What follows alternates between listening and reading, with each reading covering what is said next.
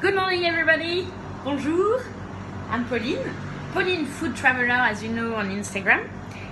It's where I work. It's my heaven. It's a cheese shop, French cheese shop and French product in the center of Lisbon, in Campo de Ourique, a really nice area of Lisbon.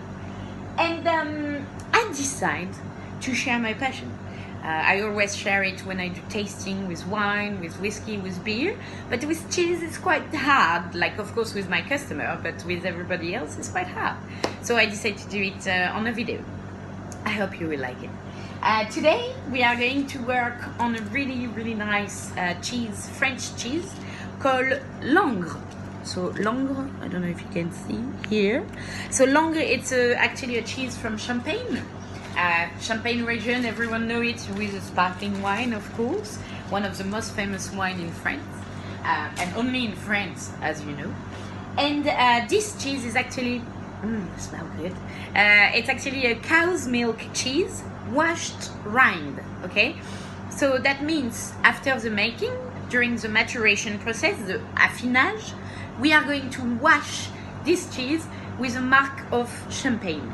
So mark of champagne, it's kind of liquid, and it's the waste or the leftover from champagne making, so that's a good thing. As you can see, we have a little hole in it. I don't know if anyone know, but this hole actually been created by mistake, I think by the cheesemaker, because when you make a cheese you need to turn it every day. And every day when you turn the cheese, that will of course balance and make a nicer shape to the cheese. I think this one at the beginning was a little bit forgotten, and of course make a hole like this because of few days of not turning it. But now we are actually making a good thing from a default.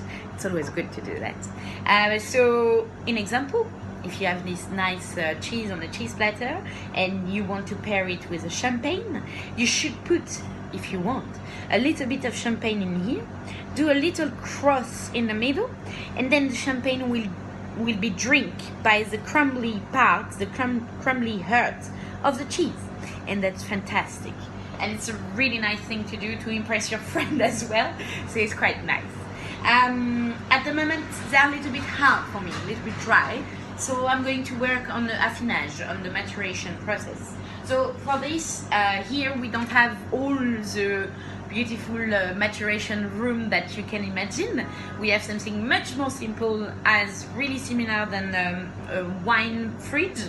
So with a nice humidity, more than 89%, something like that, and at 12-13 degrees. That's the perfect condition to age a cheese.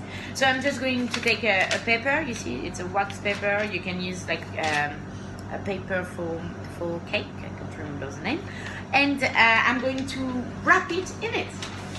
Really simply wrapped, just a nice straight fold. Okay, so here we are with our cheese all wrapped. So this, I put it back, we keep this cheese in the paper to keep the natural humidity of the cheese inside, and so that we'll have the maturation as well. That's it, my lovely. I will come back tomorrow with another cheese, and I hope you liked it. Please give me some feedback. It's my first one, and I hope not the last. Bye! Au revoir!